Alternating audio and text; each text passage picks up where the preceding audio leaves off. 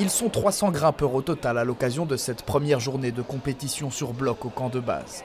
Si la salle a fraîchement ouvert au printemps dernier, c'est la première fois que les organisateurs mettent en place un tournoi. Donc ils ont 3h30 pour essayer de réussir le plus d'itinéraires possible. On a des itinéraires de tous les niveaux, donc on a vraiment commencé à des itinéraires d'initiation jusqu'à ceux qui vont départager les plus forts. Le principe ici, c'est ce qu'on appelle les blocs à 1000 points, c'est-à-dire que chaque bloc vaut 1000 points et c'est divisé par le nombre de gens qui réussissent.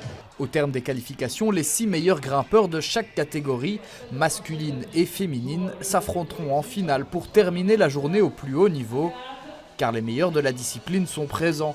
L'occasion pour les débutants ou avancés de côtoyer les maîtres et travailler les techniques. Ça demande des qualités de force, de technique, de souplesse et aussi de compréhension. Il faut comprendre dans quel sens faire les mouvements et c'est vraiment, il faut déchiffrer. Donc c'est vraiment tous ces aspects qu'il y a à gérer en même temps et ça qui rend la chose particulièrement complexe et aussi intéressante. C'est aussi l'occasion pour Sébastien Berthe, grimpeur depuis 20 ans, d'alerter sur le réchauffement climatique. On est les premiers témoins, on voit en montagne, encore cet été j'étais en montagne, tu vois la fonte des glaciers vraiment.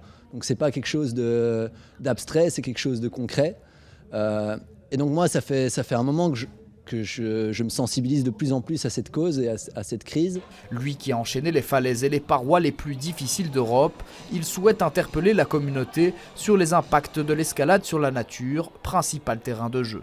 On se déplace beaucoup, même des grimpeurs amateurs pour aller dans les plus beaux sites, que ce soit en Europe ou de l'autre côté du monde. On prend l'avion, on se déplace énormément.